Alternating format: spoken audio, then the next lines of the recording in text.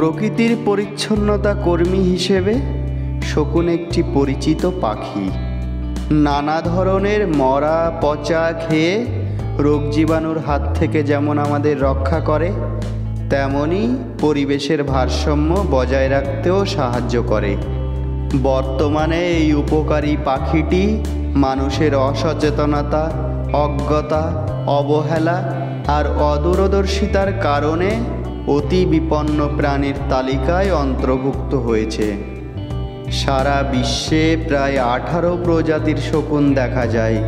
এর মধ্যে পশ্চিম গোলার্ধে 7 প্রজাতির এবং পূর্ব গোলার্ধে ইউরোপ, আফ্রিকা ও এশিয়া ঈগলের সাথে সম্পর্কিত 11 প্রজাতির শকুন দেখা যায়। 1980-এর দশকের গোড়ার দিকে দক্ষিণ এশিয়ায় আনুমানিক 4 কোটি শকুন ছিল, কিন্তু 2017 সালে 19,000-এ নেমে এসেছে। কিন্তু একবারও কি ভেবে দেখেছেন আজ শকুনের সংখ্যা এত দ্রুত হ্রাস পাওয়ার কারণ কি? ভারত থেকে শকুন বিলুপ্তির প্রধান কারণ হল ডাইক্লোরোফেনাক নামের একটি কেমিক্যাল। 90-এর দশকে গবাদি পশুদের জ্বর যন্ত্রণার ঔষধগুলিতে ডাইক্লোরোফেনাক ব্যবহার করা হতো।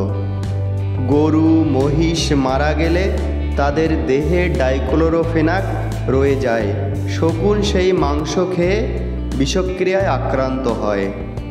এর ফলে শকুনের কিডনি বিকল হয়ে যায় এবং তারা মারা পড়ে।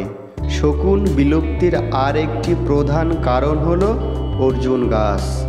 আশ্চর্যজনকভাবে শকুনেরা শুধুমাত্র অর্জুন গাছে বাসা বাঁধে। পুরাতন বড় অর্জুন গাছ এখন কোথাও নেই, নতুন করেও কেউ ওইসব গাছ লাগাচ্ছেও না। এই সমস্ত কারণে শকুনরা ভারত থেকে নিশ্চিহ্ন হয়ে গেছে।